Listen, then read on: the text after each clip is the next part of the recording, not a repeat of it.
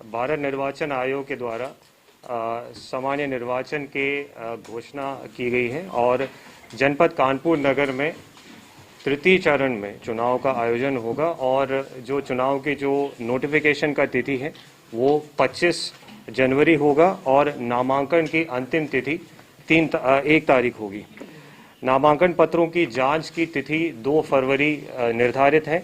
और नामांकन वापसी की अंतिम तिथि 4 फरवरी निर्धारित है। जनपद में 20 फरवरी को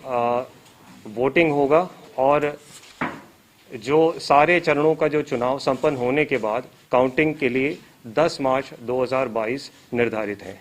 जनपद कानपुर नगर में कुल 10 विधानसभाएं हैं और उनके जो नॉमिनेशन का जो प्रोसेस है वो कलेक्ट्रेट और उसके जो अगल बगल के जो कैंपस के एरियाज हैं, जो नोटिफाइड एरियाज है, वहाँ पे ही होगा। कुल जनपद में 3702 पोलिंग केंद्र हैं और जो समरी रिविजन हम लोगों ने अभी स्पेशल समरी रिविजन हम लोगों ने अभी चलाया है उसके दौरान 78,905 मतदाताओं का एडिशन हुआ है और आज की डेट में कुल 34,89,575 मतदाता हमारे हैं, जिसमें पुरुष मतदाता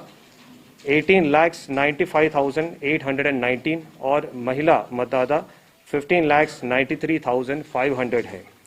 हमारे जेंडर रेशियो का अगर हम लोग बात करें तो 2017 में जो जेंडर रेशियो हमारा 820 रहा है, जो आज के डेट में एसएसआर के उपरांत 841 हो चुका है। 18 से 19 आयु वर्ग के जो मतदाता 2017 में 0.58% रहा, जो आज के डेट में 0.9%, 33,746 जो नए मतदाता आज की डेट में हमारा है। आज के डेट में हमारा ईपी रेशियो 68.48% है। आयोग ने जो दिव्यांग मतदाता और 80 प्लस के जो मतदाता है उनके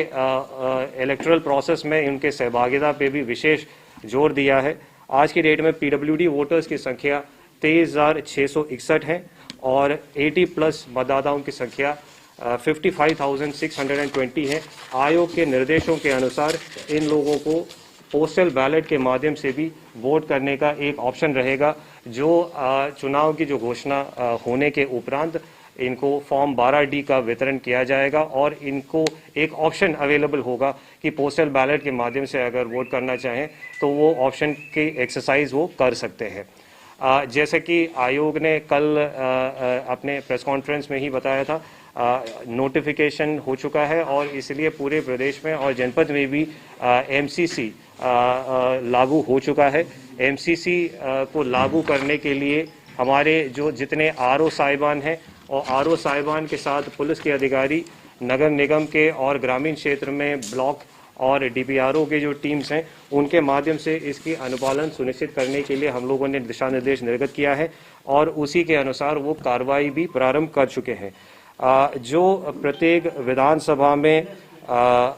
जो एमसीसी के जो अनुपालन के लिए आयोग के निर्देशानुसार एफएसटी, एसएसटी, वीएसटी वगैरह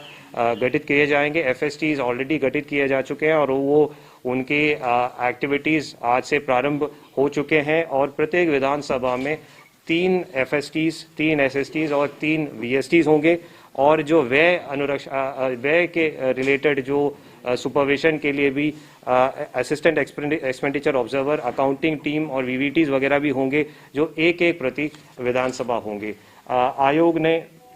जो कोविड से रिलेटेड जो विभिन्न प्रकार के जो दिशा निर्देश निर्गत किए गए हैं उसका भी अनुपालन सुनिश्चित किया जाएगा। कोविड-19 के जो अभी जो स्थिति को देखते हुए आयोग ने 15 तारीख तक विभिन्न प्रकार के फिजिकल रैलीज,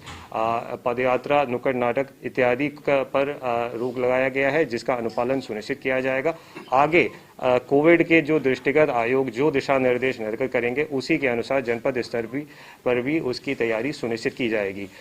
कोविड-19 के दृष्टिगत जो पोलिंग पर्सनल के लिए भी और इसी के साथ साथ जो काउंटिंग और पोलिंग डे पे भी विभिन्न प्रकार के दिशा निर्देश निर्गत किए गए हैं, जो नोटिफिकेशन के बाद समय समय पर आपको इसके संबंध में ब्रीफ किया जाएगा। ये हमारे यहाँ जो विभिन्न प्रकार के जो टीम्स निर्गत किए गए, जो गठित किए गए, एफएसटीज हैं, जो फ्लाइंग स्क्वाड्स हैं, जो स्टैटिक सर्वेलांस टीम्स हैं, इनके जो एक्टिविटी है जनपद में नोटिफिकेशन जो 25 तारीख को लागू होगा, उसके उपरांत अलग अलग जगहों पे इनकी तैनाती भी की जाएगी ताकि जो रैंडम आधार पर इसके चेकिंग भी किए जाएंगे। इलेक्शन प्रोसेस से जुड़े हुए विभिन्न प्रकार के जो जिज्ञासाएं हैं, चाहे व्यापारियों का हो, जो कैश ट्रांसैक्शन को रिलेटेड जो आयोग के जो दिशा निर्देश है, वो संबंधित ग्रुप्स के साथ बैठक करके उनको अवगत भी कराया जाए। जो हम लोग के जो वोटर्स जो हमारे पास थे, उससे हम लोगों ने 78,000 एडिशनल वोटर्स हमने ऐड किया है। उसी के साथ साथ जो नए मतदाता है,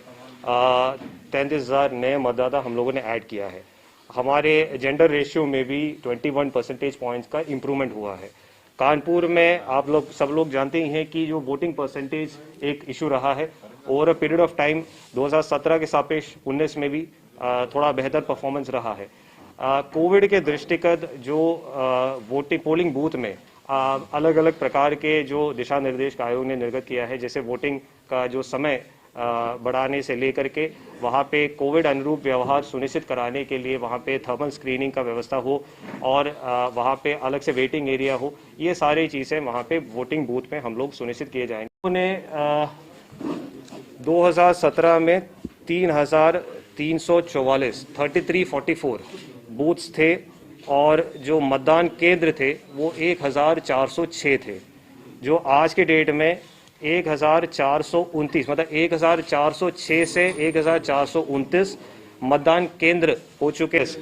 जो कोविड पॉजिटिव लोग हैं या होम आइसोलेशन में जो व्यक्ति है, जैसे मैंने कहा है कि फॉर्म 12D का व्यवस्था होगा, तो आयोग ने जो कोविड गाइडलाइन जो कल जारी किया है, तो 4 प्रकार के लोगों के लिए फॉर्म 12D उपलब्ध कराने के निर्देश हमें दिए हैं। नंबर 1 पर्सन विद डिसेबिलिटीज जो PWD वोटर के रूप में हम लोगों ने जिनको चिन्हित किया है, 80 साल के ऊपर के जो हमारे सीनियर सिटीजन जो वोटर्स हैं, जो नोटिफाइड जो आवश्यक सेवाओं में जो चुनाव से रिलेटेड जो कार्यों में जो व्यस्त होंगे, जिनको उस दिन मतदान करने में बूथ में अपना मतदान नहीं कर सकते वो लोग, और जो कोविड पॉजिटिव हैं या सस्पेक्टेड जो कोविड केसेस है या जो होम आइसोलेशन में लोग हैं, इनको हम लोग जैसे मैंने कहा कि नोटिफिकेशन के बाद 5 दिन के अंतर्गत विशेष टीम्स गठित करके हम लोग इनको फॉर्म 12D उपलब्ध कराएंगे और उनके जो फॉर्म 12D में इनका जो रेस्पॉन्स के आधार पर पोस्टल बैलेट्स की प्रिंटिंग के बाद टीम्स गठित करके जो फोर्स और वीडियोग्राफी के साथ घर घर जा करके इनका वोटिंग कराने का, पोस्टल बैलेट के माध्यम से इनका वोटिंग कराने की व्यवस्था की जाएगी। ये व्यवस्था इस जनपद में घाटमपुर में जो उपचुनाव हुई थी वहाँ पे इस जनपद में किया जा चुका है, तो ये आयोग के जो डायरेक्शन है उसी के अनुसार हम लोग इसको कराएंगे। यस, ऑनलाइन नॉमिनेशन का व्यवस्था आयोग ने दिया है। जो ऑनलाइन नॉमिनेशन का जो फॉर्म है वो अवेलेबल रहेंगे, जो DEO और CEO के जो वेबसाइट्स में अवेलेबल रहेंगे। जो आयोग का प्रेस रिलीज जो कल हमें प्राप्त हुआ है उसमें ये भी है कि जो एफिडेविट भी है उसको भी ऑनलाइन डाउनलोड करके उसको नोटराइज करके अपलोड करने का भी व्यवस्था और ऑनलाइन फॉर्म अपलोड करने का भी व्यवस्था उसमें है। तो जैसे मैंने कहा है कि नॉमिनेशन से रिलेटेड जितने भी क्वेरीज हैं उसके संबंध में 25 तारीख से हमारे यहाँ नॉमिनेशन होना है, तो उससे 2 दिन पहले अलग से हम लोग एक डिटेल एक बिंदु उसमें आयोग का जो आपने कल जो कोविड का जो रिवाइज गाइडलाइंस आपने जो देखा होगा, वाहनों की संख्या में भी और अंदर जो प्रवेश करने वाले व्यक्तियों में भी उसमें भी कुछ रिविजन्स कोविड के दृष्टिगत किए गए हैं। उसके संबंध में भी पॉलिटिकल पार्टीज जैसे आप लोगों के साथ अभी बातचीत हो रही है, पॉलिटिकल पार्टीज के साथ भी हम लोग अभी बैठ रहे हैं, उनको भी उसके बारे में बता दिया जाएगा, जो आयोग के डायरेक्शन से उनको भी प्रोवाइड किया जाएगा। वोटिंग को लेकर के पूरा इलाके की बिल्डिंग कॉम्प्लेक्स की वोटिंग के नाम गायब हो जाता है, उसको लेकर विवाद होता है। कई बार इस तरह से कानपुर में भी हर बार होता है।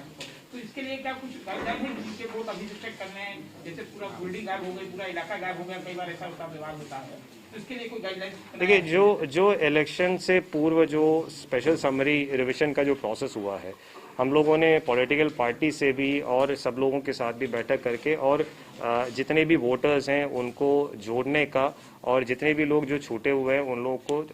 ऐड करने का एक प्रयास हम लोगों ने किया है। जो लगातार 2 महीने तक बूथ डेज भी थे, उसमें एक समरी रिविजन का प्रोसेस किया गया है, जिसके बाद मैंने जैसे कहा है कि हम लोगों ने 78,000 से अधिक मतदाताओं को ऐड किया है और अभी भी जो लोग अगर छूटे हैं तो ऑनलाइन माध्यम से भी हमारे पास एप्लीकेशंस आ रहे हैं और उनके जो फॉर्म्स लेने का प्रोसेस होगा, तो अभी भी अगर कोई छूटा हुआ है तो उनको ऐड करने का एक मौका रहेगा। सर एक जानकारी करनी थी, क्योंकि कमिश्नरेट लागू हो गया कानपुर में, कानपुर बात करूंगा आपसे, तो जो ड्यूटियां लगाई जाएंगी आरओ लेवल, क्या वो पुलिस लगाएगी आपके लेवल लगेगी? क्योंकि ये कहा है पुलिस पूरी व्यवस्था करवा देगी। देखिए, आरओ नोटिफाइड है प्रत्येक विधानसभा के लिए, कौन है वो भारत निर्वाचन आयोग के द्वारा नोटिफाइड है, और जो पूरा प्रोसेस है जो प्रत्येक जो विधानसभा में जो आरओ है उनकी जिम्मेदारी रहेगी। प्रत्येक विधानसभा के लिए कौन आरओ है पूर्व से भारत निर्वाचन आयोग के द्वारा ही नोटिफाइड है। जो ACM 1 होंगे वो किदवाई नगर विधानसभा के आरओ होंगे, ACM 2 है वो कैंट विधानसभा के आरओ होंगे, ACM 3 आर्यनगर विधानसभा के आरओ है, ACM 4 सीसामऊ के आरओ है, ACM 6 कल्याणपुर विधानसभा के आरओ है, ACM 7 गोविंद नगर के आरओ,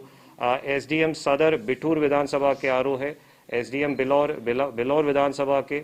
SDM नरवल महाराजपुर विधानसभा के, और SDM घाटमपुर विधानसभा के आरओ है। So I think there is no confusion in that. जो आरओ है रिटर्निंग ऑफिसर है, इलेक्शन संपादित करने की जो जिम्मेदारी है उनकी रहेगी। सर ये चुनाव जो होगा, ये मेरा नाम था विधानसभा में नहीं है। नहीं, लेट्स नॉट कंफ्यूज ऑन। नहीं, इसमें किसी प्रकार का कोई कंफ्यूजन नहीं है। भारत निर्वाचन आयोग का जो प्रोसेस है जिसको लेकर के हम लोगों ने पिछले